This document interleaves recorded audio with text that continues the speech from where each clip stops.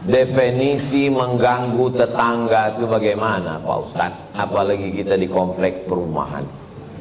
Saya terganggu tuh dengan tetangga saya ini Pak Ustadz. Kenapa kau terganggu? Bininya cantik kali. Cantik ciptaan Allah. Kalau bini itu cuma ditengok aja bisa dia hamil.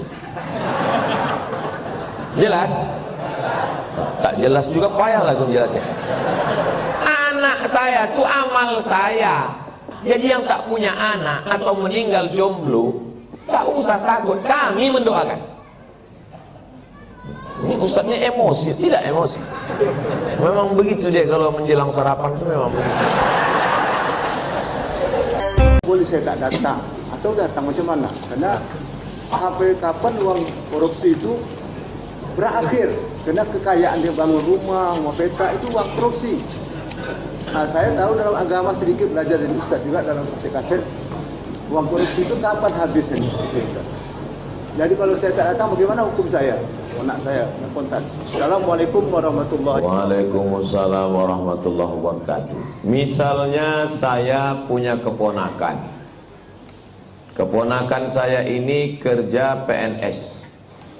Dan saya tahu dia membuat markup proyek korupsi.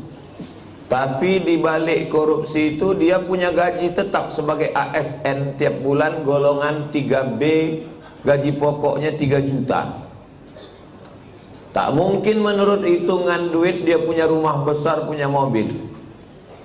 Tapi 3 juta itu tetap halal. Maka macam mana solusinya? Idza jitama'al halal wal haram fahullibal haram. Kalau bercampur antara yang halal dengan yang haram, yang menang itu yang halal apa yang haram? Yang haram yang menang. Ini ada air 1 tong, dijilat oleh anjing. Lidah anjing itu mungkin setetes air, ini 1 tong, dibuang nih semua 1 tong ini. Fa'ahriku, kata Nabi, tumpahkan, dibasuh dengan 6 kali air suci biasa tambah 1 air tanah. Jadi kalau berjumpa yang halal dengan yang haram, yang menang bukan yang halal kecuali air yang lebih dari 2 kula. Tapi yang menang adalah yang haram. Nah, macam mana saya mau datang ke rumah dia, mau minum teh, makan lontong sayur, ketupek gulai paku? Maka karena keponakan ini udah macam anak, saya kasih tahu sama dia, kau jangan kau kerjakan yang haram ini, karena kau nanti masuk neraka jahanam. Hidup ini sementara, mati kau nanti tinggal rumah besar nih, tinggal semua. Tapi rupanya dia degil, dilawannya pula saya. Maka pas acara anaknya nikah diundangnya saya. Maka saya bilang, aku mau datang ke rumah kau kalau kau sediakan nasi bungkus yang kau beli dari gaji kau yang 3 juta. Kalau dari duit yang subuhat yang haram itu kau sediakan, aku tak datang. Kalaupun aku datang tapi jangan kau tersinggung, aku tak makan nanti. Kata dia, datanglah Wak. Dia manggil saya Wak. Kalau Wak tak datang, bagus, tak berkurang nasi aku. Gitu. Menjaga diri dari makan yang haram hukumnya wajib. Atib mata'amak, jaga makananmu, takun mustajabat dakwah, doamu akan dikabulkan Allah. Kulu, makanlah min thayyibat, yang halal, yang baik, jangan makan dari yang haram. Kalau udah tahu orang riba, rentenir, lintah darat, jangan bertamu lagi ke rumahnya. Kalau diundangnya Pak Ustaz, datang, tapi jangan makan. Mana bisa? Bisa. Saya setiap diundang di bank konvensional, berapa bank konvensional di Pekanbaru nih undang saya, datang saya tausiah. Dikasihnya air putih, tak saya minum. Dikasihnya saya kue kotak, tak saya makan. Disuruhnya bawa balik, bawa ya Pak, saya bawa. Pas di lampu merah, saya kasih sama orang lampu merah. Dikasihnya duit, saya ambil. Kasih orang duit, saya ambil. Di rumah saya buatkan 1 kotak khusus, kotak duit haram. Bertumpuk duit-duit dari orang bank konvensional. Habis itu kata Syekh Yusuf Qardawi, bunga bank dalam fatwa mu'asirah tak boleh dimakan. dibagikan untuk masalih ammah, kepentingan umum. Apalagi ini udah dekat, tak lama lagi datang duit haram, datangan. Duit haram itu biasanya datang 5 tahun sekali. Serangan fajar namanya. Kira-kira nanti kalau datang itu jamaah An-Najah mengambil atau tidak?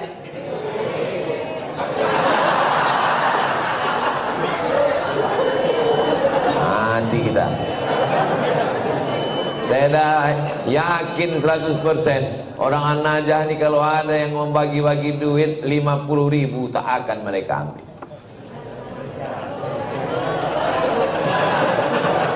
Mudah-mudahan Allah menjaga kita dari makan haram. Bedakan antara marah karena Allah atau marah karena ulah. Kalau marah karena Allah, apalagi saudara, anak kemanakan, tak akan sakit hati dia kalau kita bercakap nasihat. Aku tetap datang. Tapi jangan karena itu lalu putus silaturahmi. Tetangga saya ini Pak Ustadz kerjanya riba, dikasihnya saya kue, ambil kuenya, jangan dimakan. Cuman saya seserahkan, terserah. Dibuang Pak Ustadz, jangan mubazir. Kasih ke fakir miskin, anak yatim. Tapi itu dimakannya juga.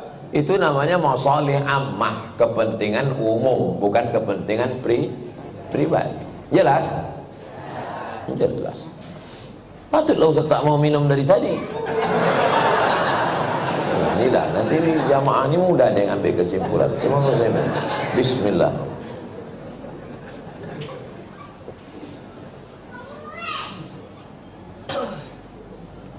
Saya dikasih tahu sama jamaah, Ustaz jangan sembarangan minum, nanti Ustaz kena racun.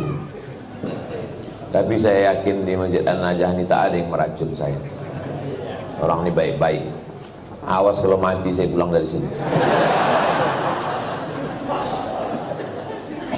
Ada ibu-ibu, nenek membawa cucu ke masjid, sedangkan cucunya itu meribut, dibiarkannya lari-lari, mengganggu konsentrasi kita sholat atau dengar ceramah.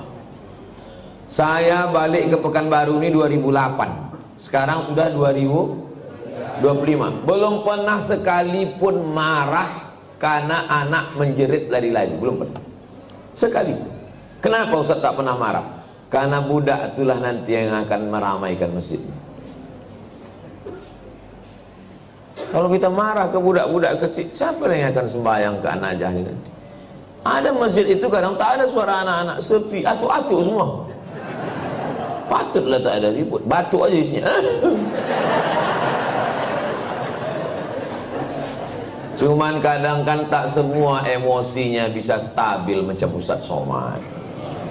Makanya win-win solution, jalan tengah, macam yang dibuat di Masjid Agung An-Nur. Dulu Masjid Agung namanya, sekarang berubah Masjid Raya. Yang level provinsi Masjid Raya, yang level kabupaten kota Masjid Agung. Dulu Masjid Agung An-Nur itu, saya kan rutin jadwal di situ. Waktu tarawih, pulang saya tarawih, anak-anak saya tengok dibuat satu sop khusus di belakang. Heran saya, kenapa anak-anak ini tak meribut? Rupanya ada satu petugas pakai baju hijau, membawa rotan sebesar ini. Dia tak sholat, dia khusus mengawas. Pas saya jumpa, pas saya tengok gini, senyum dia. Ustaz, saya bilang, mau kau bantai anak-anak? Enggak Pak Ustaz, kalau saya pukul marahlah ayahnya. Jadi untuk nakut-nakuti aja. Bagus. Jadi nanti diangkat ada satu security khusus untuk anak-anak. Jangan anak diletakkan di celah. Letakkan celah. Pertama, anak ini memutus sop, kecuali anak saya. Anak saya tak memutus sop. Kenapa? Karena ujung senapan angin sudah dipotong. Karena di dalam itu ada najis. Yang kedua, kenapa anak ini diletak di samping? Anak ini belum mumayyiz. Macam mana cara membedakan udah mumayyiz sama belum? Kalau dia meribut, kita gini kan, itu udah mumayyiz. Tapi kalau dia meribut, kita gini kan, dibalasnya balik, kawa. Nah, tuh, jangan dibawa. 4 tahun ke bawah tak bisa. Dibawalah budak umur 3 tahun, diletakkan di celah samping kita. Begitu kita takbiratul ihram, Allahu Akbar, dia pun berjalan. berlari. Di samping ini ada atu-atu yang kacamatanya di bawah. Asal budak ni lalu, atu ni takut. Kata dia. Kata dia. Itu waktu salam tuh cuman sekali aja salam. Salam tuh ke kanan cuman. Assalamualaikum warahmatullahi apa? Berkelahi di masjid. Kalau ada di perumahan ini 100 orang, yang ke masjid itu 50, sudah banyak kali itu. Yang 50 ini pun berkelahi pula lagi di masjid. Bertinju di masjid gara-gara budak berkelahi. Apa kata orang yang tak sembahyang? Untung kita tak ke masjid. Tolonglah kita jaga persatuan ini. Bisa dipahami? Jelas. Insya Allah kalau saya ceramah jelas. Kalau ada orang bilang sok somat itu tak jelas, telinga kau kokak.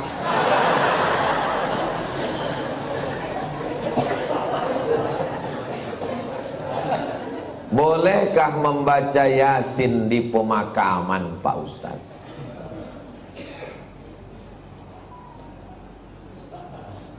Kata Imam Nawawi, meninggal tahun 676. Nama kitabnya Riyadhus Shalihin min kalami Sayyidil Mursalin. Dia mengutip pendapat Imam Syafi'i. Wa qala Syafi'i, Imam Syafi'i berkata, wa in khatimul Qur'ana kullahu kana hasanan. Seelok-eloknya, sarancak-rancaknya dikhatamkan sahatam Quran, bukan surat ya, sahatam Quran. Saya tak bisa membacakan sahatam Quran di makam emak saya karena makamnya di Sumatera Utara. Saya mau pergi, saya membaca di rumah. Di makam saya minta ada orang membacakan sehatam di makam almarhumah emak saya, mengamalkan fatwa Imam Syafi'i yang seelok-eloknya dikhatamkan di kubur itu sehatam. Kalau tak sanggup sehatam, maka bacalah hatinya Al-Quran.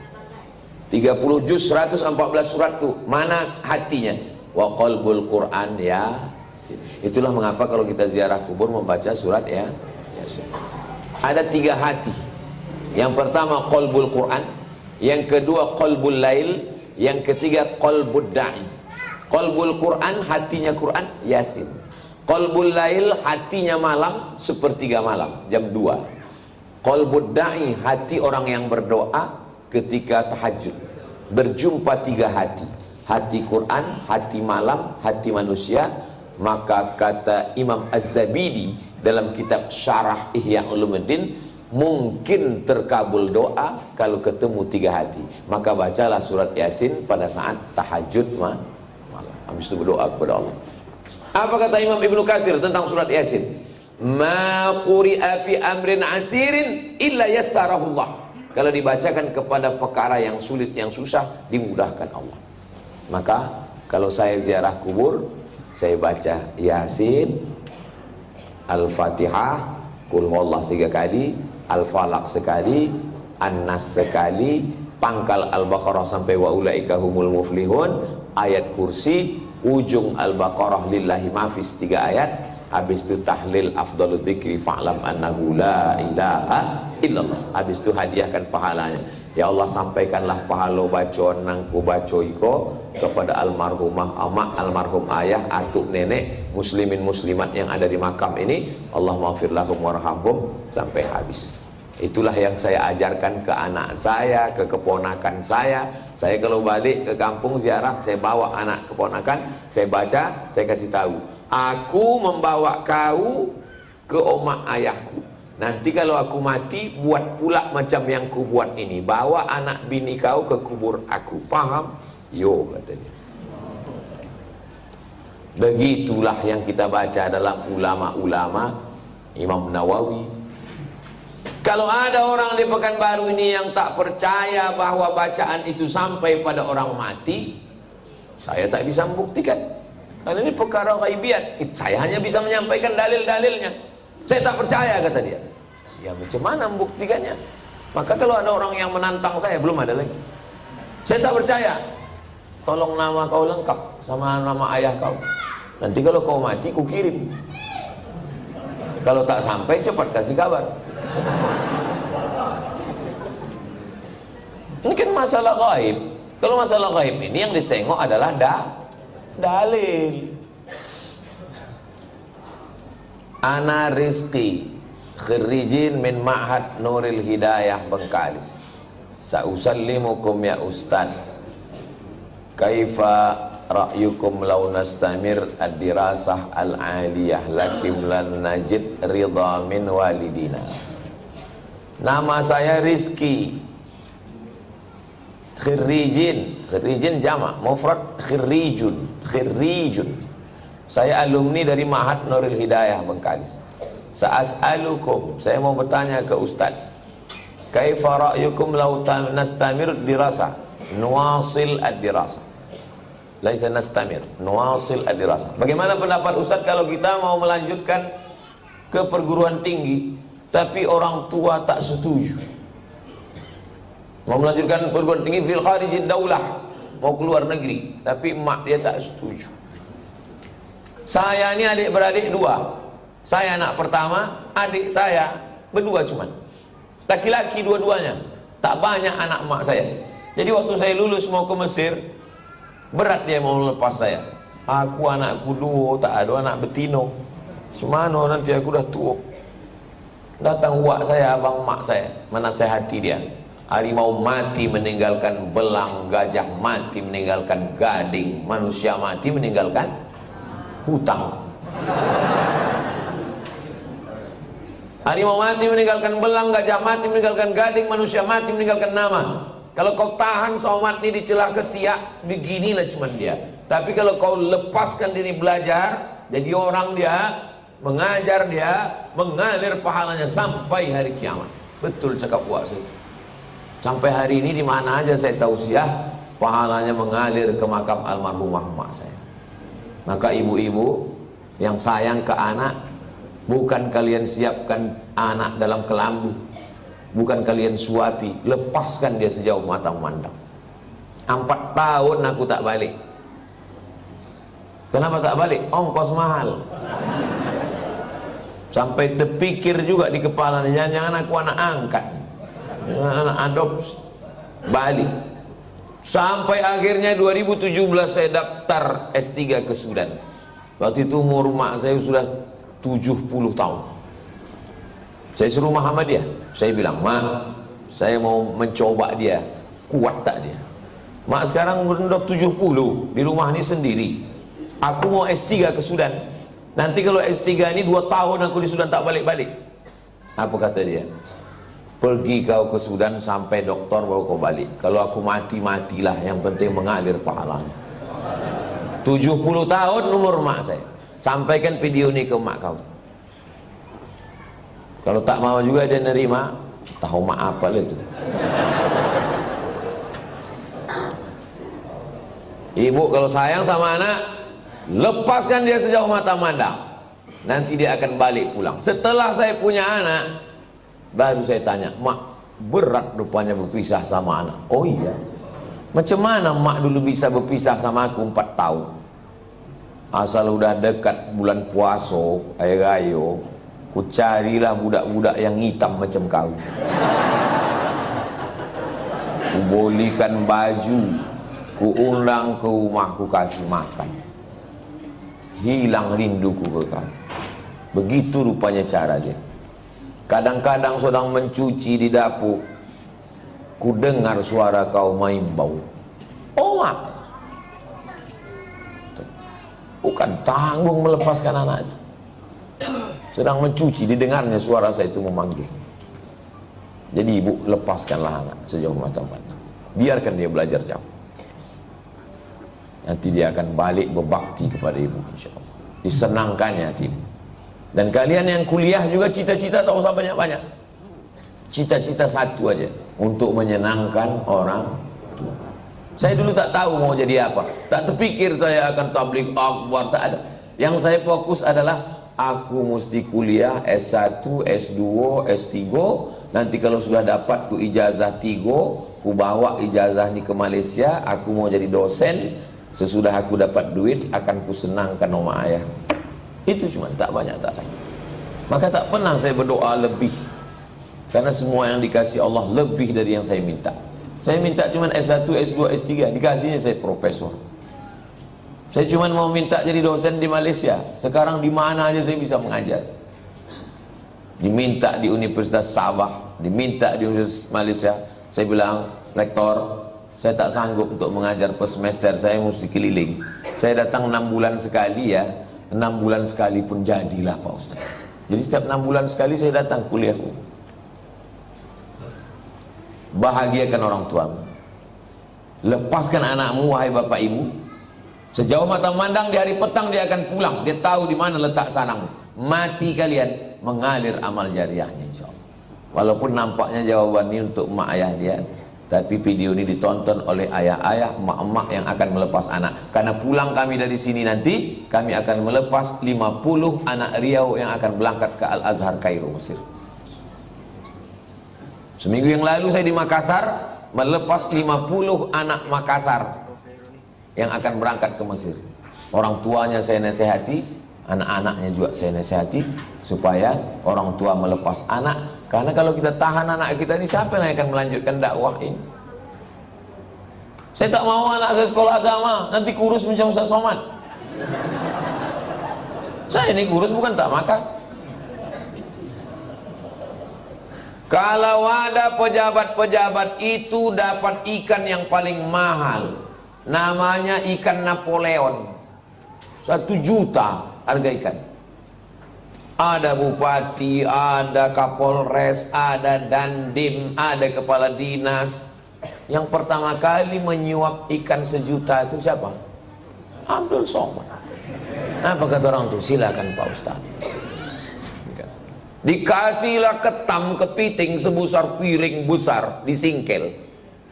Bupati tak berani makan, tentara gagah dandim tak berani makan ketam. Polisi berseragam berpistol tak berani makan ketam. Tak kalian makan Pak, kolesterol Pak Ustaz. Saya makan ketam tuh habis, hidup saya sampai sekarang. Berani Ustaz makan, baca doanya Pak. Apa doanya?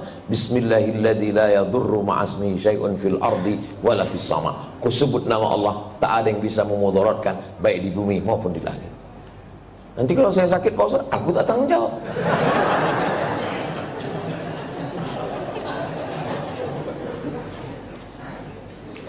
Definisi mengganggu tetangga itu bagaimana Pak Ustaz? Apalagi kita di komplek perumahan. Mengganggu menurut syariat Islam, bukan mengganggu menurut perasaan. Kalau menurut perasaan, perasaan ini lain orang, lain kepala, lain orang, lain hatinya. Saya terganggu tuh dengan tetangga saya ini Pak Ustaz. Kenapa kau terganggu? Bininya cantik kali. Cantik ciptaan Allah. Jadi yang maksud mengganggu itu adalah kalau bertentangan dengan syariat Islam. Saya terganggu dengan tetangga saya ini Pak Ustaz. Kenapa? Melihara anjing dia Pak Ustaz. Oh, dalam Islam melihara anjing hanya boleh untuk menjaga kebun dari pencuri. Tempat kita aman, rumah rapat, maka tak ada alasan. Maka kita lapor ke RT RW, musyawarah, dudukkan bersama. Kadang jamaah ini mau mengambil hukuman segera, saya racun aja lah Pak Ustaz. Dipasang racun, rupanya anjing itu tak makan, ini makan kucing, awak mati kucing. Dimusyawarahkan. Wa amruhum syura bainahum. Hari libur, hari Ahad, rumah dekat-dekatan, dipasanglah lagu bum bam bum bam bum bam. Belilah earphone. Berapalah harga earphone? Dengar sendiri. Bum bam. Jadi dipasang satu komplek. Kan tak semua orang suka lagu itu. Apalagi di situ ada orang-orang tua yang jantungnya tak kuat. Mendengar itu, kata dia mati. Ini mengganggu. Menurut syariat pun tak betul. Nah, maka menurut syariat agama Islam, rumah berdekatan, sempadan cuma dinding, dinding pun tak penuh ke atas, ditanamlah pula pokok mangga pas. Buahnya apa tak asal menengok meniti air. Nah, ini mesti menjaga. Maka kata Nabi, idza tabakhta, kalau kau memasak, fa'aksir ma'aha, banyakkan kuahnya. Pesan Nabi ke tetangga, kalau kau masak banyakkan kuahnya. Untuk apa? Berbagi ke tetangga, menyambung tali silaturahim. Kata almarhumah mak saya dulu, kalau tak menjulur labu, tak menjulur kundur. Ini pokok labu, ini pokok kundur, sama-sama ditanam. Menjulur itu maksudnya keluar pucuknya. Keluar pucuk labu, keluarlah pucuk kundur. Kalau tak keluar pucuk labu, tak keluar pucuk kundur. Apa maksudnya? Kalau tak kedatang makanan kita, tak datang pula makanan orang. Halus pepatah orang. Bagikan makan. Kata Nabi kuah, tapi yang pula gara-gara ceramah nih kuah aja. Dulu sebelum Ustaz datang berbagi ayam kami, sesudah Ustaz kuah aja lagi. Gara-gara Ustaz Somad. Tahadu tahabu, saling berbagi hadiahlah kamu, maka kamu akan berkasih sayang. Malam Jumat jumpa wirid Yasin. Dulu begitu orang jumpa. Sekarang udah tak ada lagi jumpa. Jumpa pun di acara pesta nikah walimah udah tak bisa bertanya lagi. Dulu kau tanya, siapa menantu kau ni? Macam-macam mirip. Ini anak Pak Fulan. Oh, laki mana juga mau balanci-lancian nih rumahnya Jawa. Sekarang tak bisa lagi ngobrol. Pas ditanya, itu anak siapa? Apa? Anak siapa? Oh, suara musik. Bum bam, bum bam, bum bam. Tak ada lagi silaturahim. Pas ditanya, itu menantu kau? Apa? Tak ada lagi silaturahim. La salam wala kalam. Alhamdulillah, Masjid An-Najah ini tempat kita bersilaturahim. Datang ke masjid, buat wirid Yasin malam Jumat, baca Yasin habis maghrib, habis itu habis isya acara makan bersama. Tak ada duit, kumpul iuran. Di Malaysia itu setiap masjid itu ada dapurnya. Saya perhatikan, setiap masjid ada dapurnya, ada dandang besar dan bisa masak. Tidak usah masak yang repot-repot, masak nasi minyak, nasi mandi. Karena ayam nyembur satu situ kumpul makan bersama. Di Malaysia itu ceramahnya tak terlalu banyak. Ceramah sedikit aja, makan yang lama. Tempat kita ceramahnya panjang. Habis selesai keluar lami kecil-kecil. Di tempat lain. Kalau di An-Najah ini tak tahu kita. Kita tengoklah. Saya menikah dengan seorang duda. Sudah 10 tahun pernikahan ini saya belum punya anak. Saya mempunyai anak sambung, anak sambung. Saya menyayangi dan mencintai seperti anak kandung saya. Anak sambung saya selalu meminta doa dan ridho dari saya. Apakah doa saya akan diijabah? Karena saya bukan ibu kandungnya. Dan jika saya meninggal nanti, saya tak ditakdirkan untuk punya anak. Apakah doa anak sambung saya nanti sampai ke saya, Pak Ustaz? Yang pertama, ibu sama anak kandung tuh sama anak sambung ini sampai mati tak bisa menikah. Karena menjadi mahram mu'abbad namanya. Mahram mu'abbad menjadi mahram kekal selama-lamanya. Karena sudah menjadi menikah sama ayahnya. Itu yang pertama. Yang kedua, wudhu tak batal dalam mazhab Syafi'i. Yang ketiga, seandainya saya lewat di kuburan di depan Hotel Mutiara Merdeka dekat Leton, saya mau pergi nih, lewat kuburan itu saya baca doa, Assalamualaikum ya ala diyar minal mu'minin wa inna insyaallah bikum lahiqun yarhamullah mustaqdimin wal mustakhirin nasallallahu wa nakumul afiyah Allahumma fir lahum warhamhum. Doa saya sampai apa tak sampai? Doa saya sampai apa tak sampai? Sampai. Padahal saya tak kenal sama orang itu. Sampai doa. Apalagi anak sambung. Kenapa ragu doa tak sampai? Oh, jadi doa sampai Pak Ustaz? Sampai. Lalu apa makna dalam hadis itu? Waladun solihun. Maksudnya amal saya kepada orang mati itu sampai. Bukan tak sampai. Amal kita ini semua kepada orang mati sampai. Kalau tak sampai amal kita kepada orang mati, tak ada sholat jenazah. Sholat jenazah itu amal orang hidup apa orang mati? Orang hidup untuk orang mati. Jadi kalau ada orang mengatakan amal orang hidup tak sampai kepada orang mati, nanti pas dia mati jangan sembahyangkan. Bisik kan, kau dulu bilang tak sampai kan? Tak sampai kau. Amal orang hidup ini sampai ke orang mati. Terus Pak Ustadz itu katanya anak yang soleh. Masih fokus nih, masih fokus. Ini Abdul Somad. Abdul Somad ini kalau mati amalnya kan putus semua kan? Putus kan? Masih bisa dia ceramah? Putus. Masih bisa dia sholat sunat Isra? Tapi ada 3 amalnya yang dulu tak putus. Yang pertama, shadaqatun jariyah.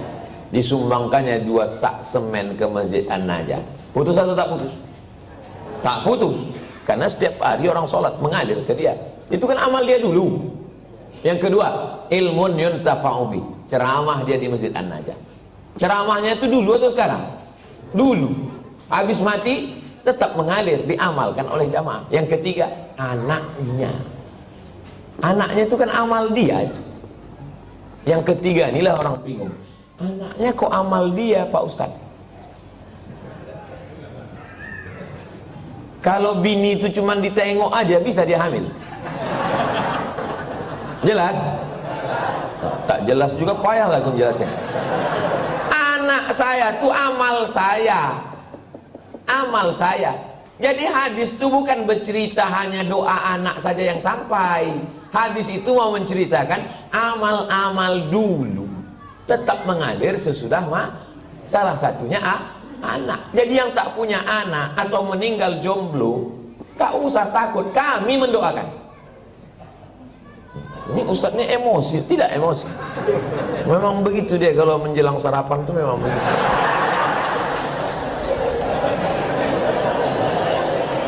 Seumur-umur saya membaca pertanyaan, inilah tulisan yang paling cantik. Cantik kan? Cantik kan? Bisa pula rapi menulis. Saya bolak-baliklah menulis rapi, tak bisa-bisa. Memang irilah saya menengok tulisan. Mudah-mudahan anak saya bisa cantik tulisannya begini. Assalamualaikum, berapa kali dah dia mencobanya ini. Assalamualaikum warahmatullahi wabarakatuh. Waalaikumsalam. Alhamdulillah wa syukurillah. Alhamdulillah wa syukru lillah. Saya kurang. Alhamdulillah wa syukru lillah. Alhamdulillah wa syukru lillah. Jadi jangan syukurilah. Bukan syukurilah, syukurilah itu bahasa Indonesia, syukurilah ya. Kalau bahasa Arabnya alhamdulillah wa syukru lillah. Semoga Ustadz Somad dalam keadaan sehat dan selalu dalam lindungan Allah. Amin. Sekarang tak boleh lagi doa menyebut amin, dilarang oleh Bawaslu. Karena udah musim-musim kampanye. Saya ini menyampaikan menuju pemilu damai. Ini penting bagi Bapak Babinsa dan Babin Kamtipmas untuk menjaga ketertiban. Jadi nanti jangan heran kalau udah 100 hari menjelang pemilu, ghairil maghdubi alaihim waladdallin. Tak boleh, itu keberpihakan. Sunyi nanti masjid diam.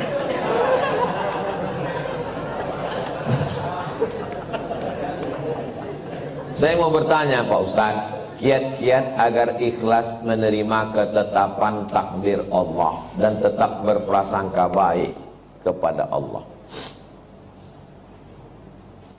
Mohon doanya Ustadz untuk seluruh istri pejuang garis 2. Pejuang garis 2 itu maksudnya yang belum hamil. Kalau udah dipakainya tes spek itu kan 2. Ini penjelasan bagi yang belum berbini. Yang udah berbini pun tak paham juga. Bagaimana cara kita biar supaya rela menerima takdir Allah? Saya kalau datang bertamu ke rumah jamaah, Assalamualaikum Pak. Waalaikumsalam. Ustadz Somad, tolong doakan mak saya Pak Ustadz. Maknya di mana Pak? Maknya di dapur. Duduklah mak tuh di kursi. Berapa umur mak? 80. Belum bisa saya menerima, karena mak saya meninggal umur 70. Dalam hati saya tetap, kok hidup mak dia, kok mati mak aku. Kok tak sempat makku ku bawa jalan-jalan ke Brunei, ke Malaysia. Kok tak sempat ku senangkan dia. Tak bisa hati saya menerima. Macam mana saya mau menceramahi jamaah, marilah kita sabar menerima takdir Allah. Saya aja tak sabar. Tapi cara Allah menghibur saya, habis saya tausiah datang ibu-ibu.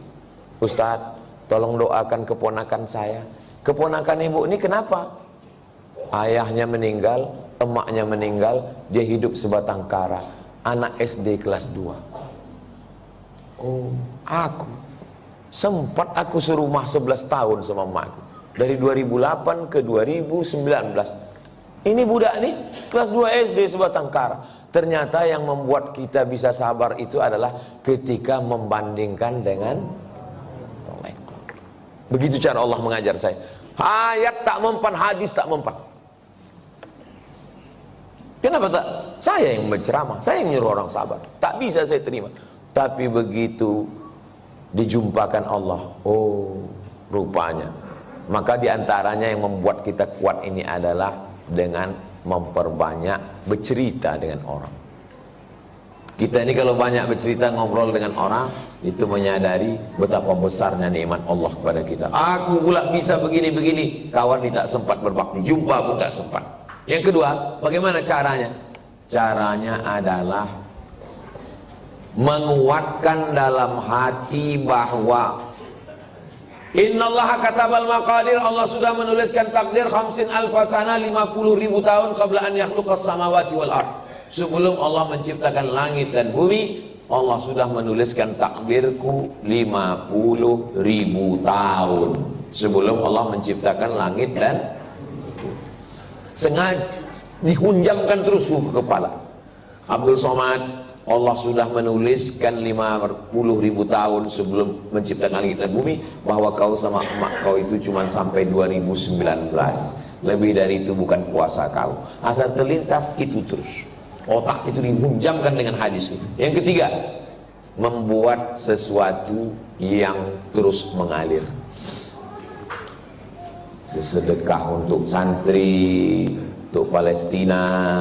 Asal teringat, baca Al-Fatihah. Teringat macam-macam, baca Al-Fatihah. Malam Jumat, baca Al-Kahfi, baca Yasin. Hadiahkan pahalanya. Undang anak yatim, fakir, miskin. 3 itulah cara untuk mengurangi beban hati kita. Allah berjanji kalau kita beribadah, falyabudu rabb hadzal bait, banyak-banyak beribadah. Allah cuma minta kita satu ibadah. Balasannya Allah kasih 2. At'amahum min ju' wa amanahum min khauf. Kalau kau lapar, Allah kasih kau makan. Kalau kau risau, amanahum, Allah beri kau aman, tenang. Syaratnya banyak ibadah. Perbanyak ibadah. Pagi sholat isyraq, sholat duha, malam bangun mandi, sholat sunat wudu, sholat sunat taubat, sholat sunat tahajud, sholat sunat hajat, zikir, banyak bertasbih. Zikir 3 pilihan, zikir banyak, zikir pilihan 3. Pertama istighfar, yang kedua sholawat, yang ketiga afdalul zikri fa'lam annahu la ilaha illallah. Astaghfirullahaladzim, astaghfirullahaladzim, astaghfirullahaladzim. Kalau tuan membeli peniti, jangan ditusukkan ke sayur kubis. Kalau mik sudah mati, tandanya waktu sudah habis.